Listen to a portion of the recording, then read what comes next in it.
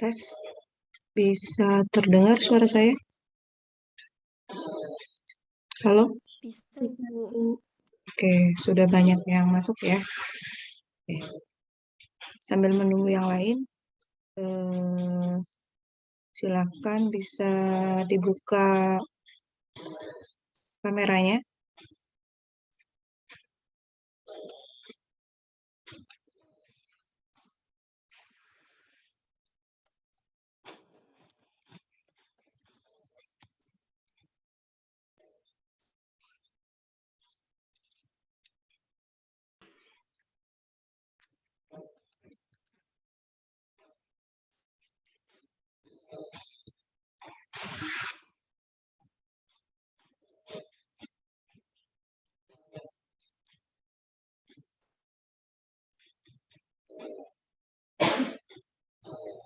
Oke, ini sepertinya saya ada kesalahan Zoom ya, karena teman-teman ternyata sudah bisa langsung masuk ya, tanpa saya admit. Oke, tapi bagus juga. Mbak Awalia sama Mbak Salsa sudah hadir? Mbak Awalia, mana Mbak Awalia? Raise hand.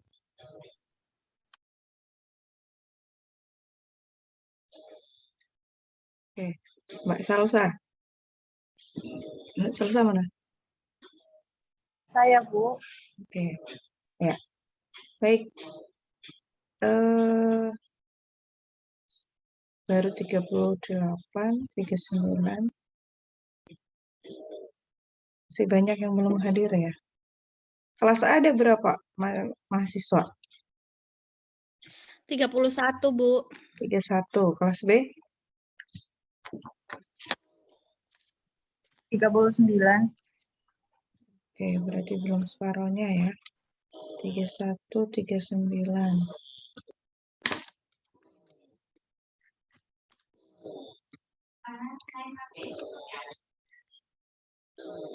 Sambil menunggu yang lain, karena ini waktu Zoom-nya juga terbatas, saya pakai Zoom pribadi, bukan Zoom kampus, jadi saya mulai aja ya. Bismillahirrahmanirrahim. Assalamualaikum warahmatullahi wabarakatuh. Waalaikumsalam warahmatullahi wabarakatuh. Oke, apa kabar semuanya? Alhamdulillah baik, Bu. Ya, baik. Sudah mulai banyak yang online ya untuk pekan ini. Hampir semua Satu mata minggu kuliah. full, Bu. Iya, Minggu. full. Liburannya kemarin sudah cukup kan? Cukup sekali, Bu, lebih malahan. Oh, lebih. Jadi kalian bosan juga ya? Terlalu banyak liburan. Ya, baguslah. Berarti semoga semester ini bisa lebih baik ya, karena saya rasa waktu liburannya sangat cukup untuk kemudian refresh semangat kalian ya selama 1 semester ke depan. Oke, siang ini ketemu dengan saya di mata kuliah perawatan jiwa 1 ya. Ini semester ganjil, jadi di tingkat 3 ini ya. Tingkat 3 semester 4. Ya. Jadi nanti teman-teman akan banyak bertemu dengan mata kuliah baru mungkin ya. Terutama salah satunya di sini ada perawatan jiwa ya. Kalau kemarin-kemarin kalian biasa terpapar dengan anatomi fisiologi, kemudian mungkin mata kuliah anak, maternitas dan sebagainya yang lebih berbau ke fisik ya. Nah, semester ini kalian sudah mulai berkenalan dengan mata kuliah keperawatan jiwa. Ya, masih ada saudara dengan psikologi lah ya. Psikologi sudah dapat ya di semester sebelumnya? Belum, Bu. Oh, belum. Oke, kalau belum berarti memang kita nanti lebih banyak bicara mengenai jiwa ya. Nah, sebelum kita mulai, alangkah baiknya acara kita hari ini kita mulai dengan doa bersama dulu ya, agar nanti selama pembelajaran satu semester ke depan diberikan kemudahan dan kelancaran. Baik, saya persilahkan, mari kita berdoa.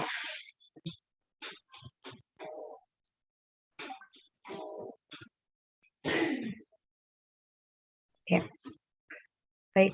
Sudah ada 59 partisipan yang di layar Zoom saya. Semoga semakin banyak sehingga nanti penjelasan saya terkait dengan RPP perawatan jiwa tidak harus saya ulangi. Namun insya Allah nanti rekaman video ini akan saya unggah di Skalsa sehingga teman-teman bisa menyimak hasilnya. Ya, baik. Saya izin untuk share screen. Ya, saya akan coba jelaskan mata kuliah keperawatan jiwa.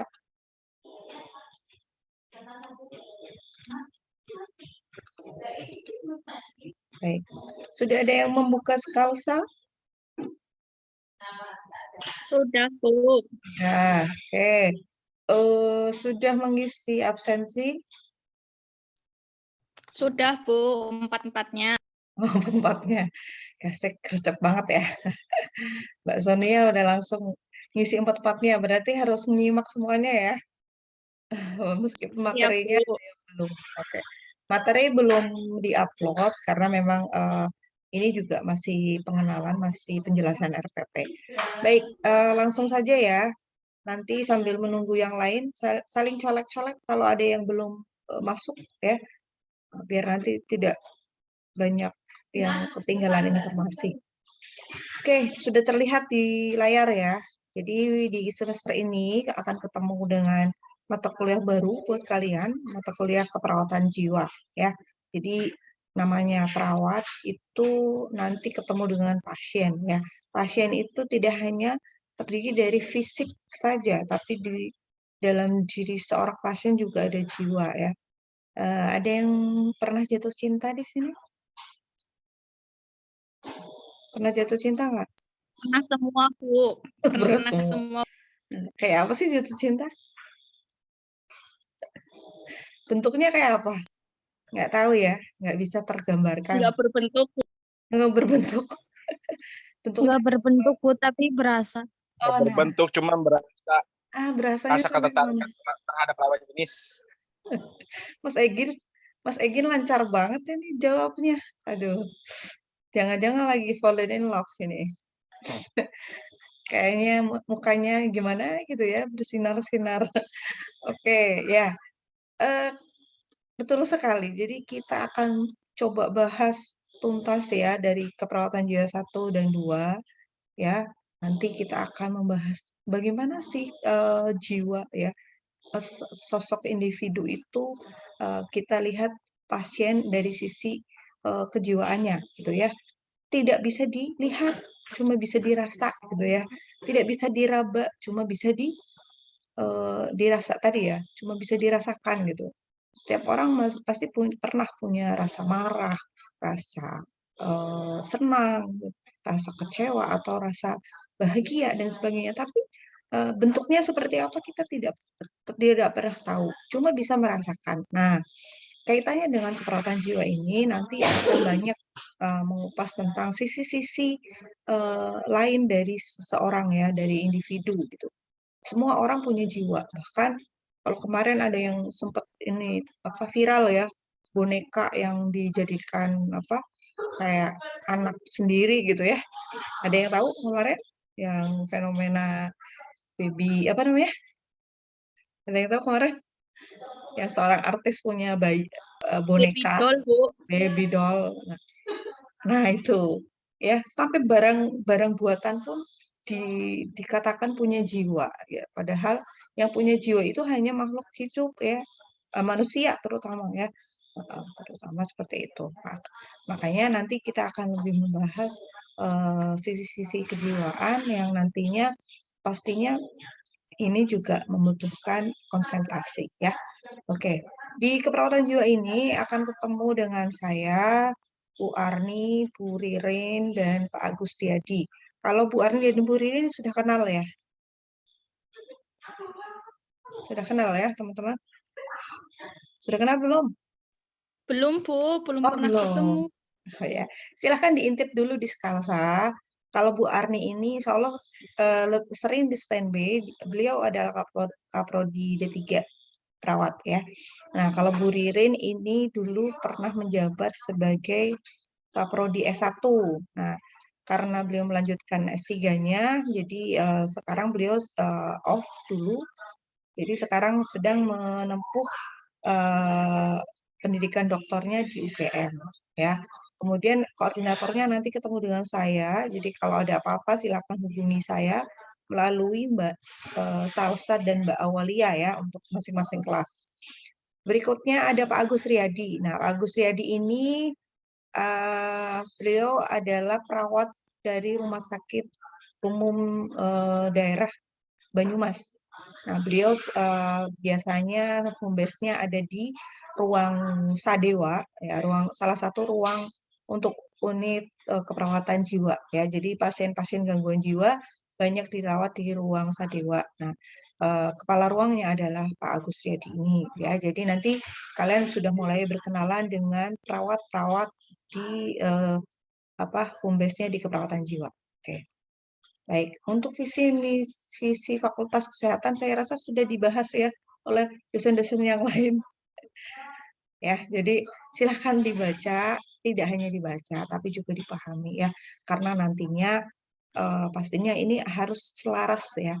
Kata kata guru saya, kalau dosennya ngelinknya ke visi misi, mahasiswanya juga ngelinknya ke visi misi institusi, jadi kayak segitiga gitu ya.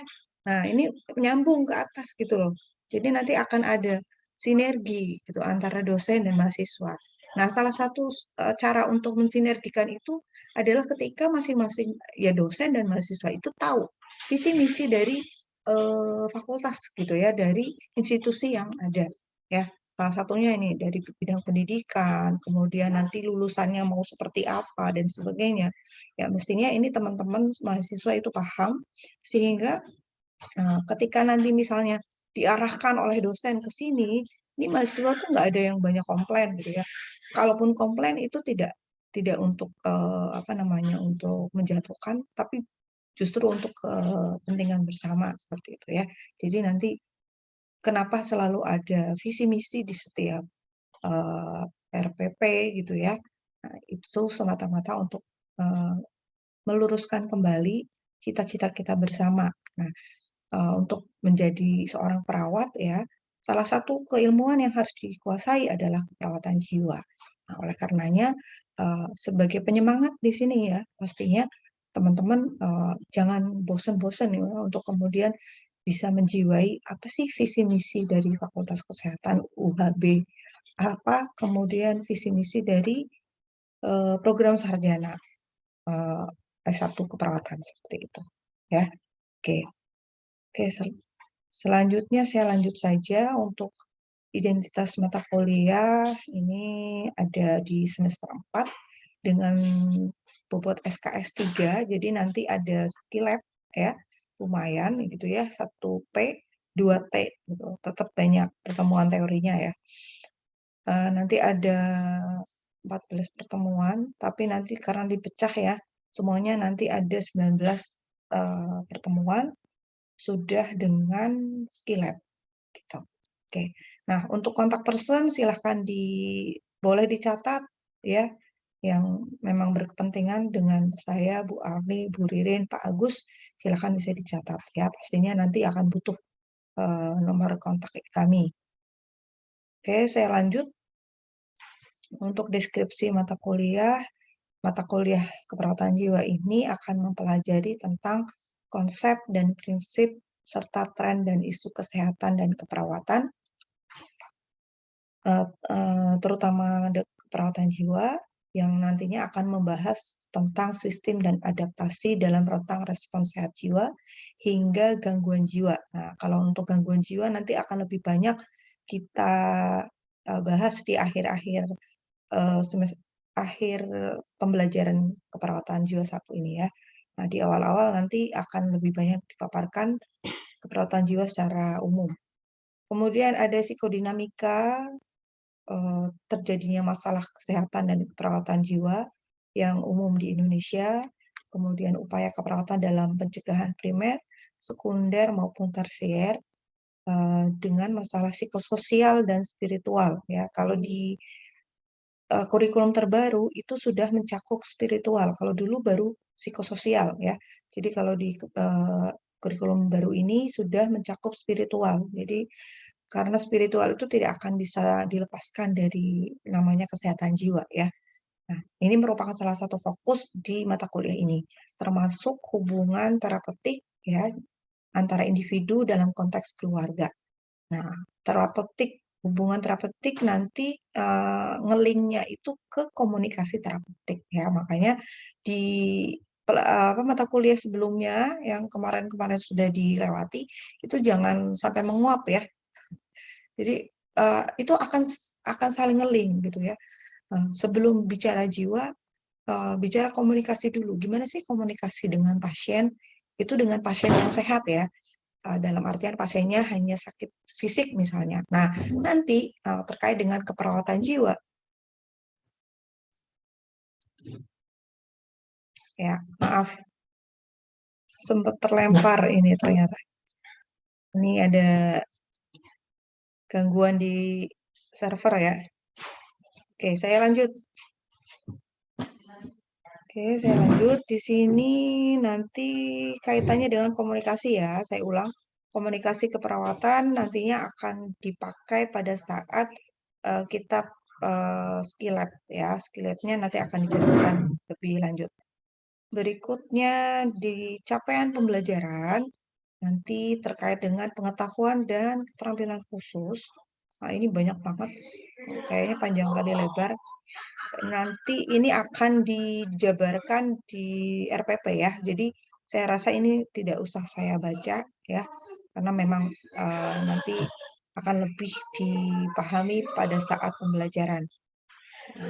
Ini silahkan kalau ada yang mau lebih paham lagi terkait dengan keperawatan jiwa, kurikulumnya ini ada di deskripsi capaian pembelajaran. Nah, capaian pembelajaran mata kuliah, ini mungkin ini yang harus saya garis bawahi. Jadi kita akan membahas mulai dari sejarah keperawatan jiwa dan tren isu keperawatan jiwa secara global. Ya, jadi bagaimana sih tren dan isu keperawatan jiwa saat ini gitu ya? Nah, kalau fenomenanya itu semakin jelas ya kalau ramalannya, bukan ramalan, prediksi ya, prediksi WHO tahun 2030 itu depresi itu akan menduduki peringkat tertinggi di antara di antara penyakit-penyakit yang lain ya. Dan itu sudah mulai terasakan ya, banyak orang-orang depresi terutama pada saat pandemi sekarang ini. Nah, itu berarti bukan hanya prediksi ya, itu sekarang ini sudah mulai terasakan gitu ya. Banyak orang bunuh diri dan sebagainya. Itu benar-benar terjadi sekarang. Nah, kita akan bahas itu di tren dan isu jiwa global ya di pertemuan pertama nanti. Kemudian konsep model dalam keperawatan jiwa termasuk prevensi primer, sekunder dan tersier ya. Jadi bagaimana melihat perspektif keperawatan jiwa dari segi konseptual ya. Teori-teorinya yang mendukung apa saja. Kemudian proses terjadinya gangguan jiwa ya.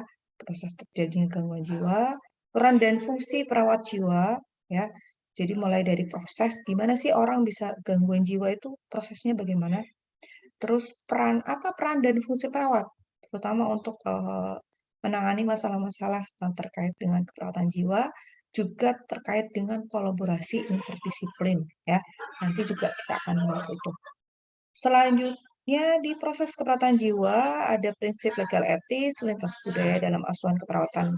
Jadi nanti aspeknya ya juga nanti kita akan bahas pelayanan keperawatan jiwa pada situasi bencana ya. Biasanya ada post trauma gitu ya.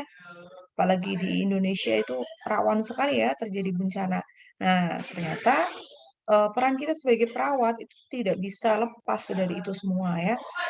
Kita bisa berperan aktif, bisa sebagai relawan dan sebagainya, terutama pada saat pos bencana ya, karena banyak sekali orang-orang yang mengalami trauma ya.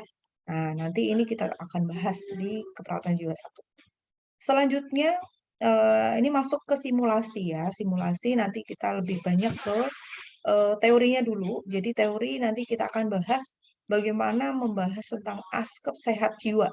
Nah, ini yang perlu teman-teman garis bawahi juga. Askep sehat jiwa ini mulai dari tentang kehidupan, mulai dari ibu hamil, bayi, toddler, ya, toddler, kemudian preschool, usia sekolah sampai kemudian lansia. Jadi setiap tentang kehidupan dari manusia itu kita akan bahas secara aspek kejiwaannya ya. Rentang responnya seperti apa. Oke. Kemudian di akhir sesi juga nanti kita akan sedikit membahas tentang masalah-masalah keperawatan jiwa psikososial. Nah, psikososial ini kerap terjadi, mungkin kalian juga sering ya. Siapa yang sering cemas? Ada? Ada yang sering cemas di sini? Ya, ada cemas, ada gangguan konsep diri, ada kehilangan, ada ketidakberdayaan, putusasaan, sampai distres spiritual.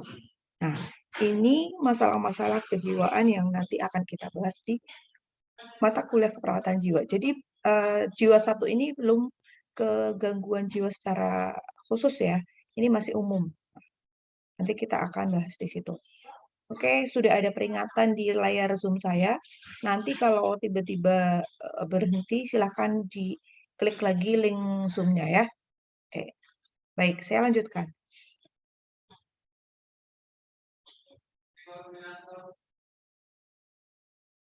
Bentar, kok hilang?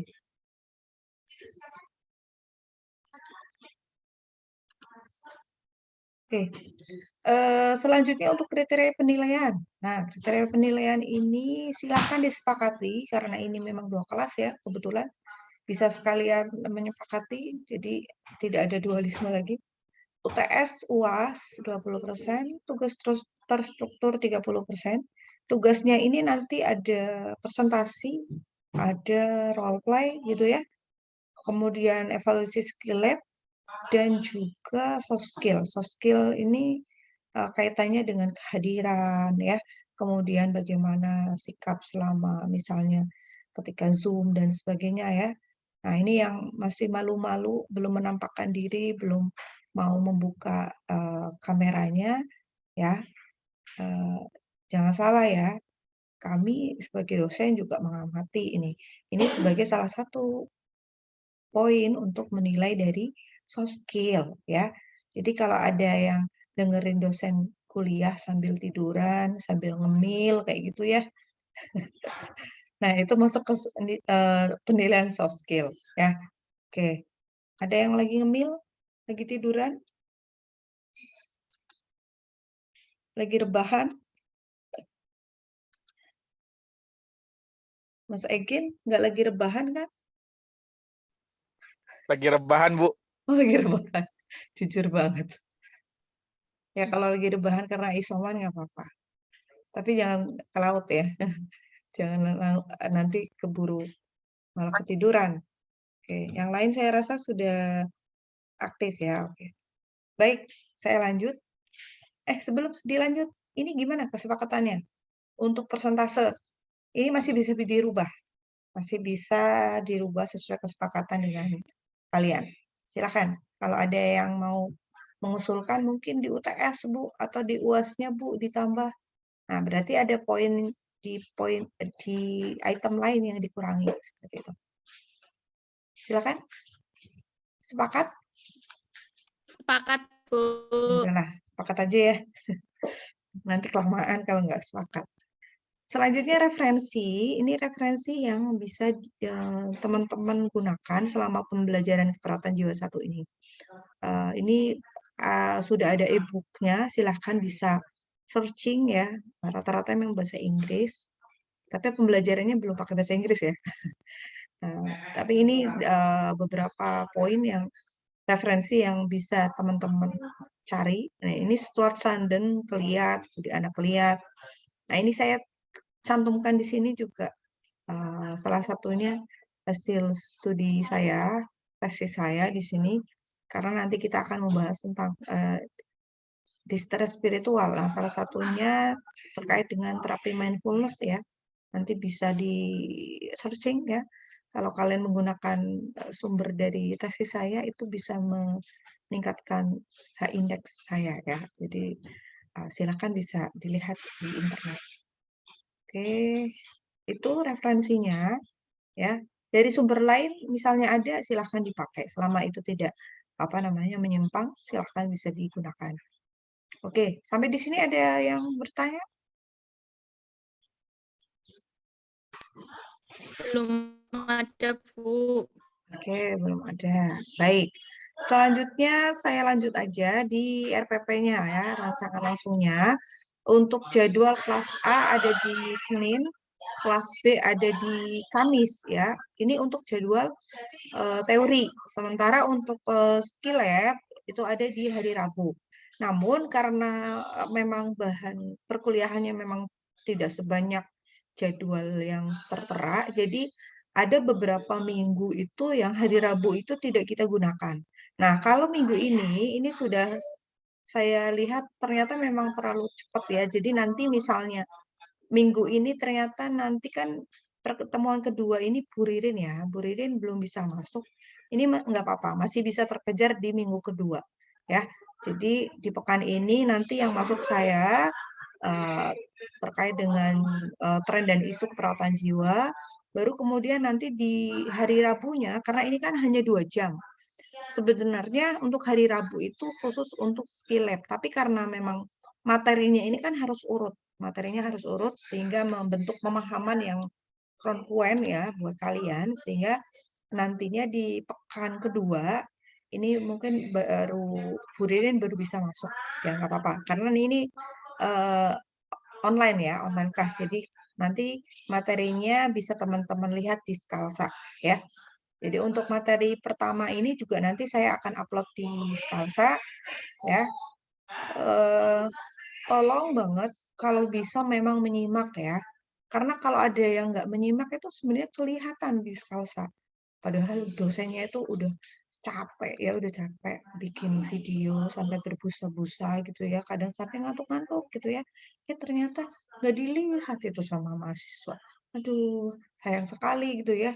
Nah, terus kalau ditanya, "Kenapa nggak menyimak?" "Kuotanya habis, Bu." Aduh, kuotanya habis ya?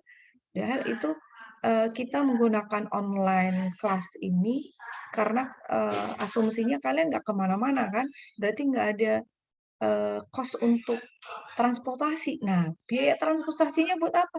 Buat beli kuota, begitu ya. Jadi harusnya nggak ada alasan lagi, "Nggak ada kuota, Bu," gitu ya. Begitu? Sepakat teman-teman? Halo?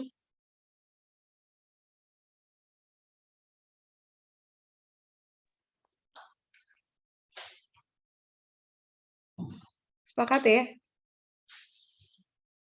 Bu. Nggih, Bu. Aduh ini delay-nya lama sekali nih.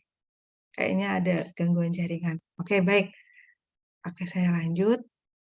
Ya, jadi nanti di pertemuan kedua ini mungkin agak terlambat. Nanti Bu Ririn masuknya di pekan kedua ya, di Rabu pekan kedua. Oke, nggak apa-apa.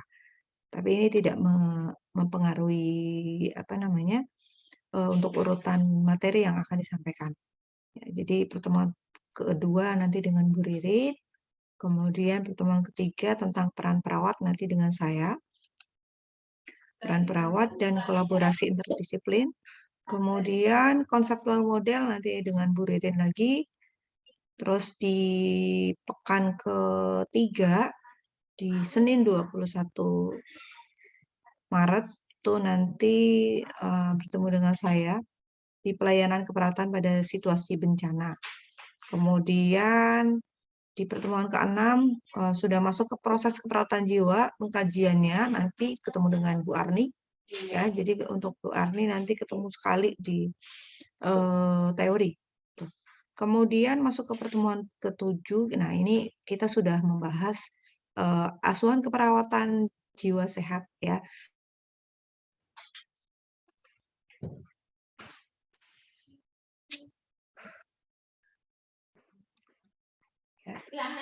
Sabar ya. Ini saya sudah di kampus itu harapannya bisa lancar ya sinyalnya, tapi ternyata harus memang banyak sabar karena mungkin banyak pengguna, jadi ini nge-zoom-nya jadi nggak lancar. Oke. Sudah bisa nyimak lagi? Sudah? Oke, baik. Saya lanjut.